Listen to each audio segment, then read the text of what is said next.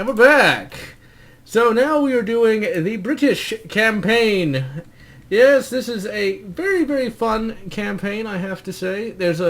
I'm not sure if this crosses over with the American campaign or not. I can't remember where the Battleship Tirpitz level is. Oh yeah, this is a really cool little part too. This actually reminds me, I like how it says no smoking. That's just hilarious. And that's so not for political correct things either. Yeah, I know smoking's bad. You don't need to tell me that. I'm just saying, like, they're more worried about burning up the fucking glider here. Now, gliders are an interesting concept. The idea is, you're pulled by another plane, and the glider, brings in troops silently, which is an interesting concept all around. And I also fixed the audio since the previous episode where it was a little loud. So you're not going to be able to hear them talk, but you won't hear just constant gunfire and trying to struggle to hear me. But can you imagine being packed in one of these things? And now a glider, just for those who don't know, is like an airplane, but it doesn't have engines. That's why it's so quiet. So basically, once the tow plane lets it loose, they got to fly it in without any engines, and that's always something that's a bit difficult. During the D-Day invasion, some of them hit the wrong field, some of them sank in flooded fields, people drowned. Yeah, microaggressions, ladies and gentlemen. How horrid are they? Be glad you weren't packed in one of these.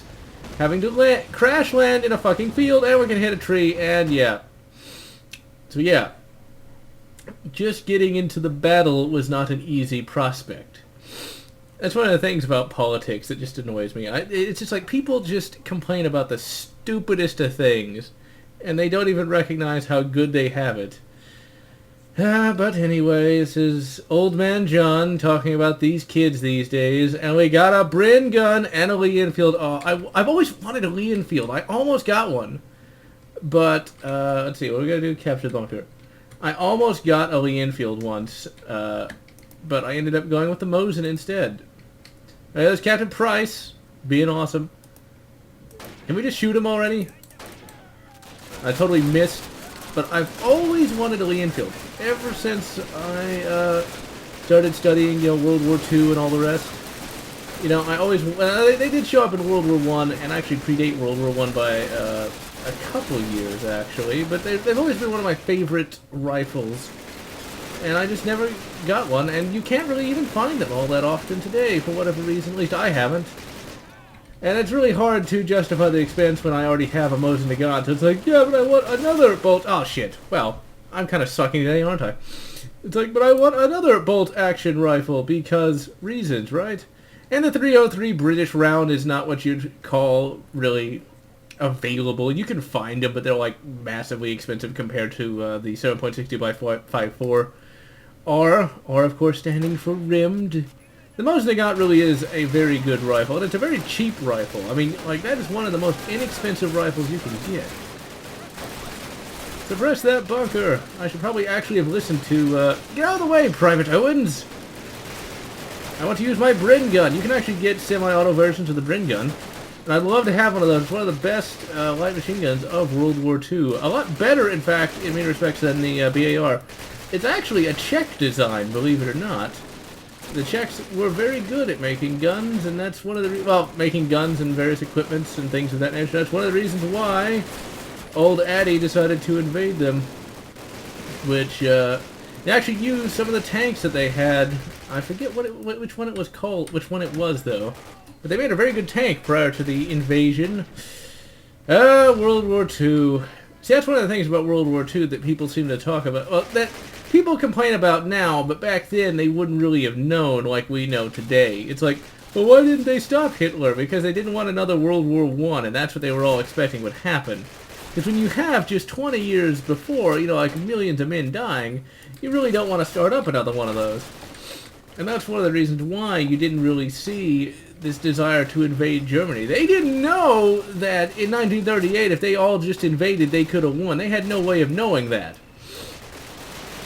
That's one of the problems with history. Like, we know now, yeah, but we didn't know that back then. Nobody knew that back then. And do you want to be the one to send, millions of men to their death? I mean, yeah, I'm pretty sure some keyboard warriors be like, so what? That's what they signed up for, right? I had somebody tell me that once. I had somebody tell me that, why should we feel bad about soldiers? They signed up for it. It's like, really, man? Go to a, VA hospital and say that. You know? Now look at this. Look at this. More gameplay here. So instead of like, you know, Sergeant Mills over there, or Private Mills, you know, he doing everything, I have to go talk to him, and then I can control him. I can control him. I can use him. I don't know if I really want to use this guy. I mean, that's kind of mean. I just met him already. I mean, I'm not even really into that sort of thing.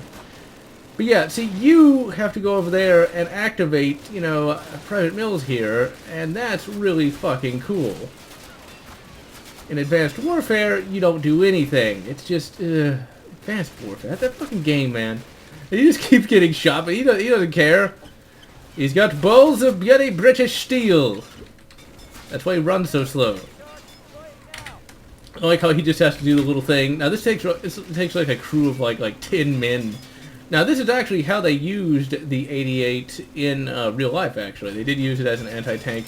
It was initially a AA gun, but the Krauts ran into some tanks that their little tanks couldn't take on, and so they started panicking. It's like, oh, use that one, and it worked. It's kind of crazy to see just how. Okay, the Germans had some really, really good tanks, but they were pretty weak compared to the Allied tanks early on in the war. The thing that really set them apart was the fact that they had much better command and control. They had radios and things of that nature, and they actually used them as dedicated tank forces. That's where the whole kind of blitzkrieg thing, although blitzkrieg in and of itself didn't really come to be a thing until a little bit later. Like when they started the war, they weren't like, we'll use this new blitzkrieg tactic. They were using, you know, older tactics and things of that nature at the time. But really, they had really good communication between the Air Force and Ground Force. Those Stukas, man, those Stukas were hardcore. And that's one of the reasons why they ham and jam, bridge secured. That's a very strange euphemism there. But for now, I am GeneralLotz, wishing you good ham and good jam, or whatever makes you happy.